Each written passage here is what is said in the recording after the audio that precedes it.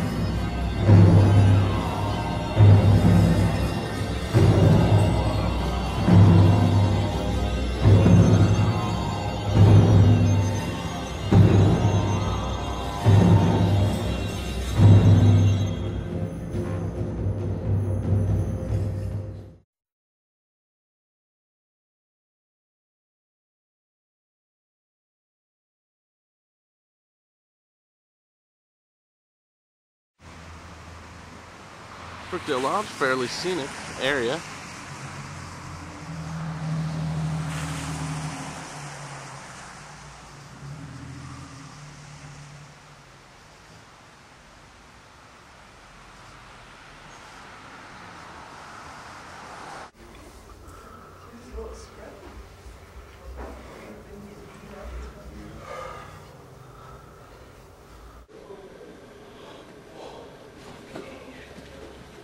Yours. Cool.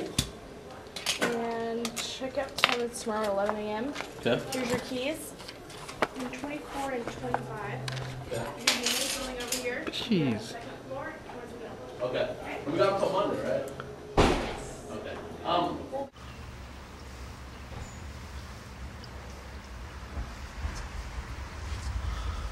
So Nate and Rob got infamous room number 25. Okay, room 25. I'm gonna go inside. Someday.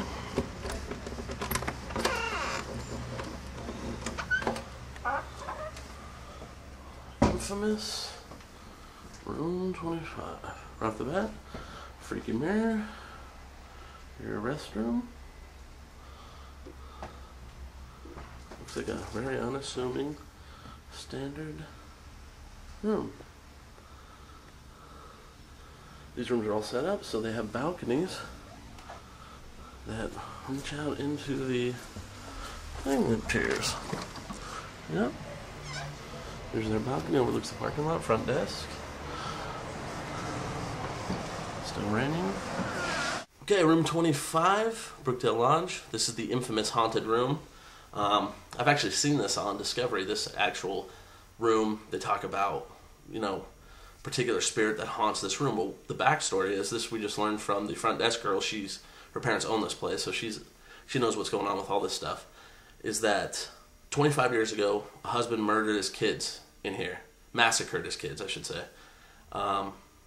He was actually looking for his wife. His wife took the kids from him. Very abusive relationship. She had him here as like a safe haven. She went to go get her parents to take the kids, come pick the kids up, and go off to somewhere. He found out before she could get her parents back. He came here looking for her, the wife. He freaked out, saw the kids, killed and massacred them bloodily. He sat here, held up here and waited for her. Hopefully she wouldn't think anything was up. She was taking a little too long. He freaked out and shot himself.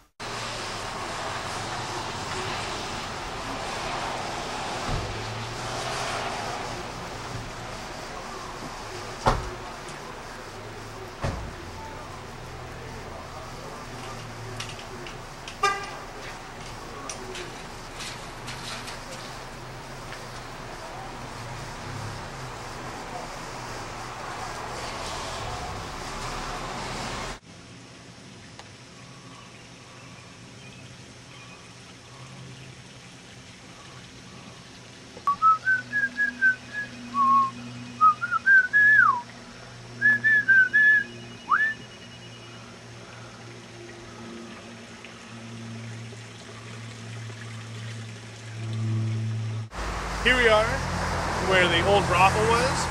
Brookdale Lodge is across the street. It used to be a speakeasy, and they used to have a tunnel that would run from the Brookdale Lodge to this building behind me. And what they would do is they had a mermaid room over at the Brookdale Lodge, where the young ladies who worked in the brothel would be swimming with a number on their chest. When you were in the mermaid lounge, people would, you could see them swimming. And whatever one he wanted, he would pick her out, and the number on her chest would signify which room she was going to be in. He would let the bartender know, I want number 2, and then he would go into the tunnel and make his way over here, go into number 2, and that young lady would meet him here, and they would proceed to do their business. And that's the story behind this building. And a tunnel that led to this building here. The girls would swim in a pool, and they got numbers on it. You can see the pool. Jesus. Maybe we'll need a freaking jacket up here.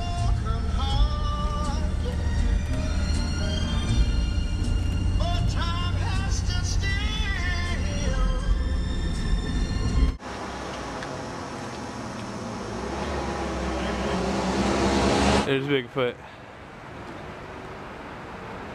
Huh. Who would have thought? There's a smaller Bigfoot. Those in the universe. They're omnivorous. And they've got this great big jaws, and these very strong jaw muscles, so they can eat things we wouldn't even think of trying to chew up. Roots out of the ground, pine needles, things like that that we couldn't think about.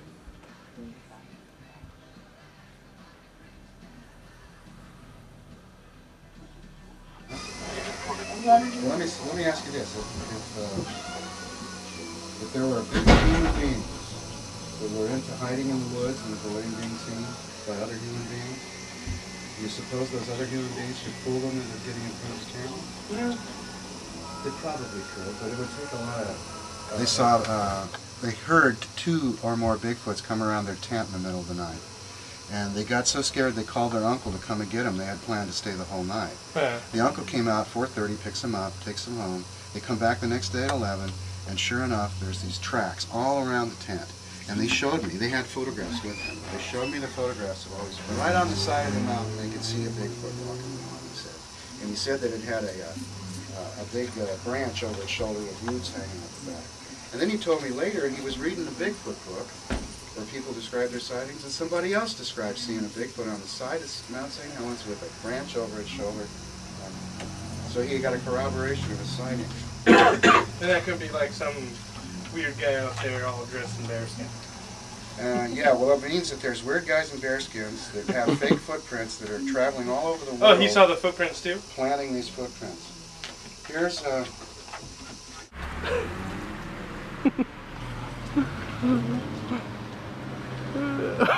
You gotta get closer than that, dude. Alright, here we are at the brook that runs through the Brookdale Lodge. Sarah, at 8 years old, was playing on the inside of the Brookdale Lodge and had slipped and fallen, and back here is where her body ended up washed up. Unfortunately, her friends and family couldn't get to her in time, and by the time they reached her, she had already drowned.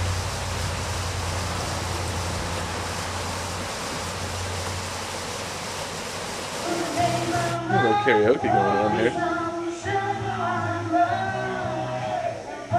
She's freestyling, dude. Pour some sugar on me.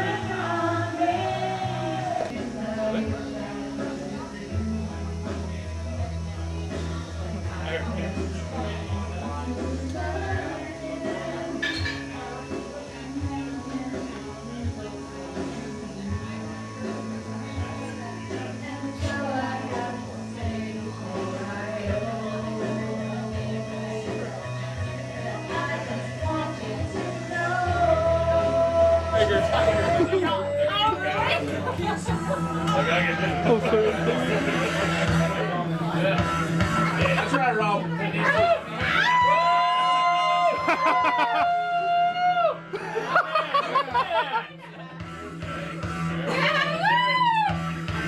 What a stage presence.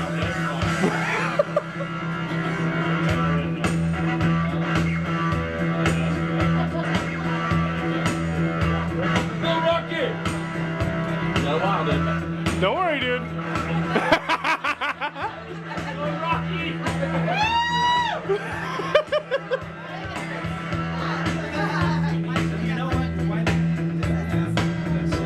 Rising up, back on the street. Took my time, took my chances. Went the distance, now I'm back on my feet. Just a man and his will to survive. It happened too fast. A change of passion for glory. Tell him. Lose your grip on the dreams of the past. You must fight just to keep them alive. It's the eye of the tiger, it's the thrill of the fight. Rising up to the challenge of our rival. And the last known survivor stalks his prey in the night. And he's watching us all with the eye.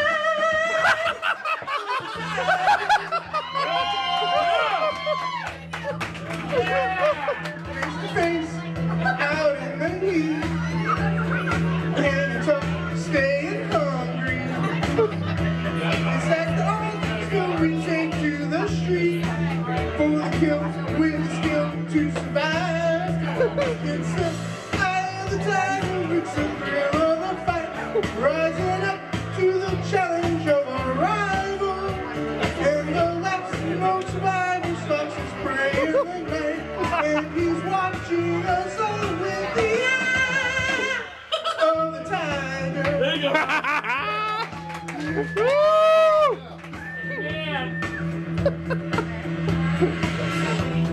Rising up, straight to the top. And the guts got the glory. Wait the distance, now I'm not gonna stop. Just a man and his will to survive. It's the eye of the tiger, it's the thrill of the fight. Rising up to the challenge of our rival. And the last known survivor stalks his prey in the night. And he's watching us all with the eye of the tiger.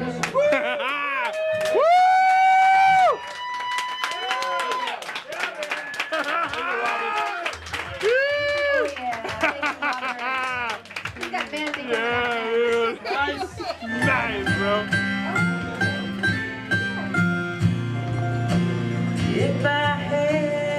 Oh. You just got blown away. You sure found it tonight. Some hidden. Well, what are you going to Joe Soccer? That was a hand there, You softened in my eyes.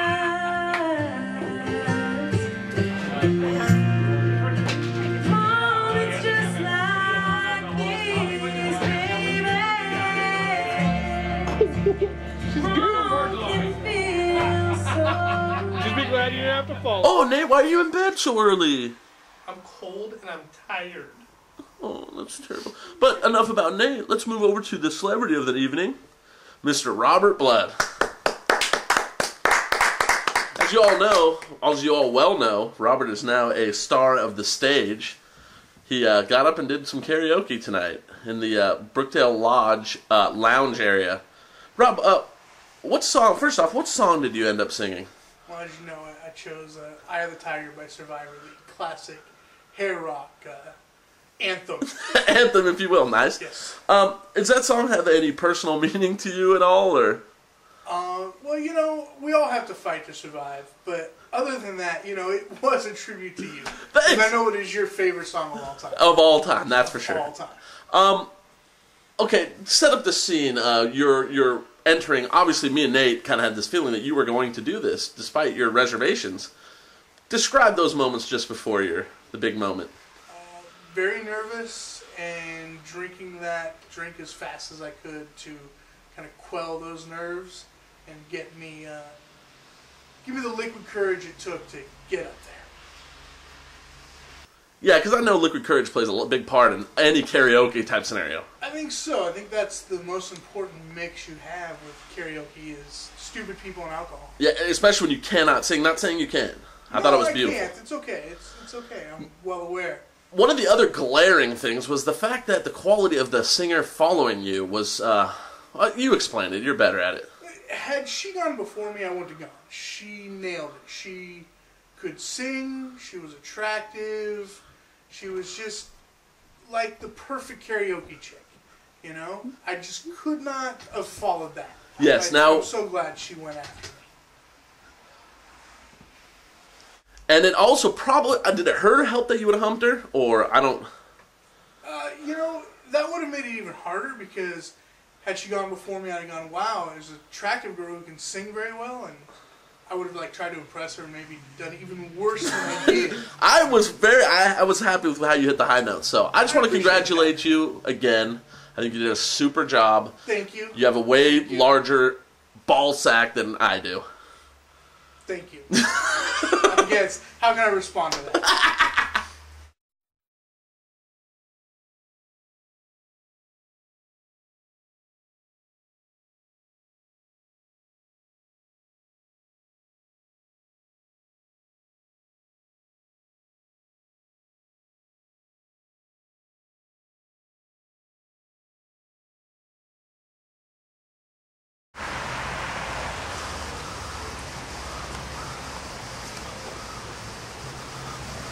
Okay, this is the log room, one of the haunted areas. Apparently, there's a lot of weddings and stuff here.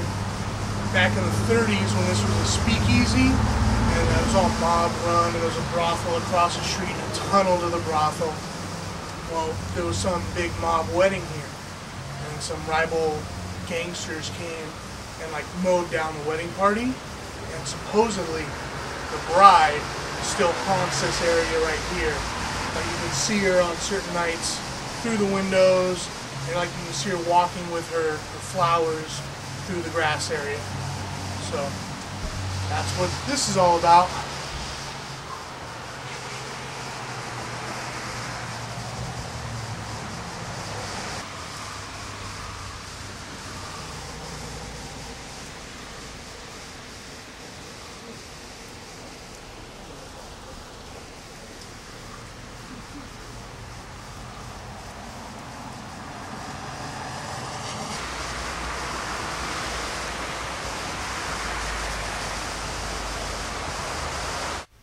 Okay, here we are on the final day of the trip, pretty much winding down. We've checked out all the supposedly haunted areas, we've filmed stuff, we've walked around, and we've seen pretty much what we expected to see, absolutely nothing. We've seen more haunted stuff in my hallway than we have here.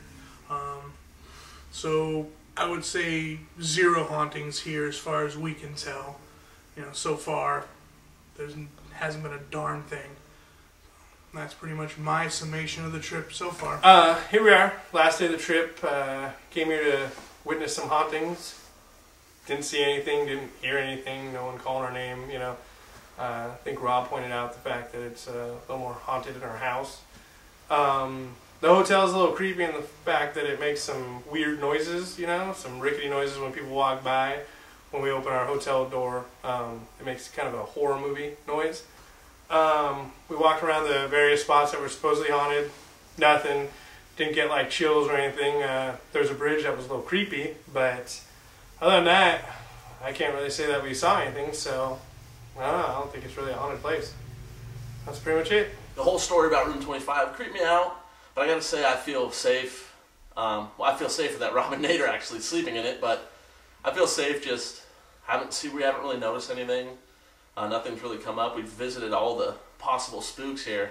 We didn't see anything offhand, but like I said, you can't really say, you know, either way. But as of right now, the only thing that I've really, I felt chills and spookiness, but that's me creeping myself out. But it is a cool hotel, I gotta say that.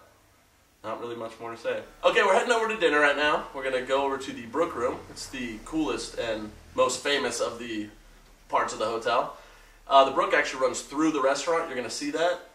That's where Sarah fell into the stream and died, and she's the famous haunt here. Next thing you're gonna see is us in the Brook Room. Here we are in the Brook Room at the Brookdale Lodge, where supposedly a little girl haunts this restaurant. She's been seen floating in the brook that runs through it.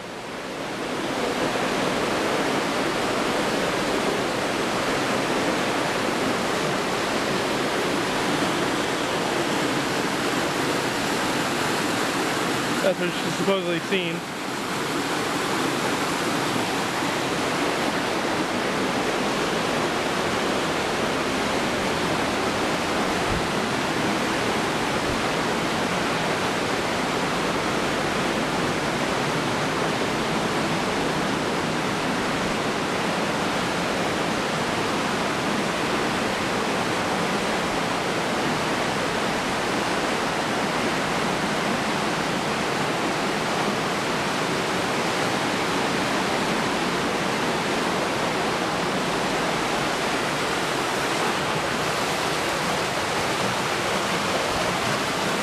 Good job.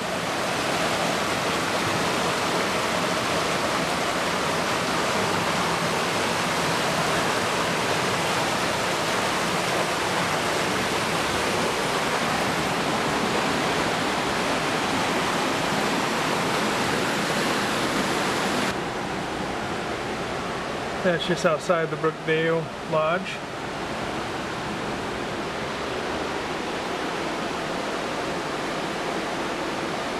So go ahead and tell us again what a little bit about the brook. Alright, well, here we are, again down by the brook, where Sarah has fallen inside it. This is the most famous legend of this hotel. As you can see, we went down here, it's down a hard time getting from it. Look at that difference.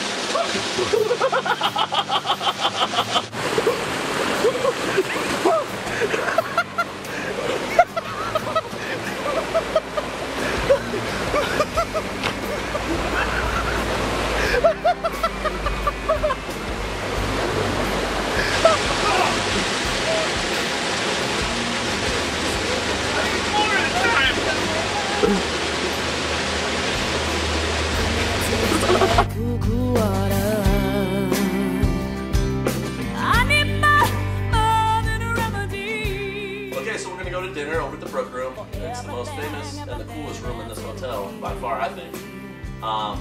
It's also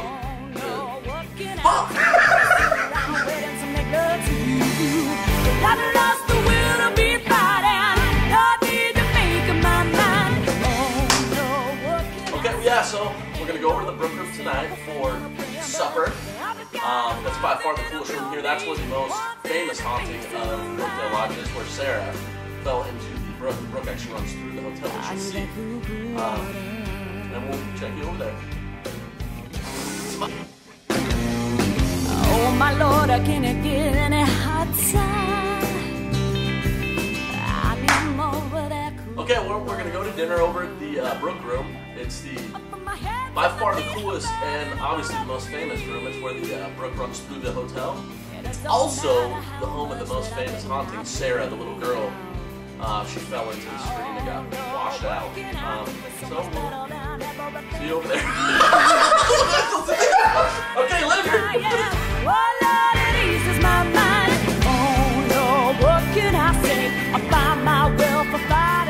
Lots of fun. Definitely everyone. She's rad. She's hot. I enjoyed her. She's hot.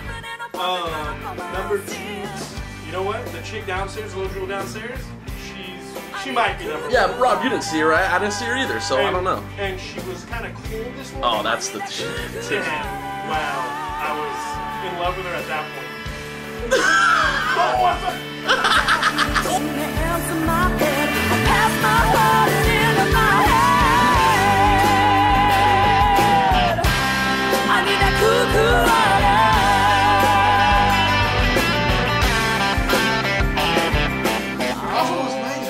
Yeah, there were some boobs. Some boobs. But speaking of boobies, the ladies have What can I say? There ain't no use in hoping and praying, but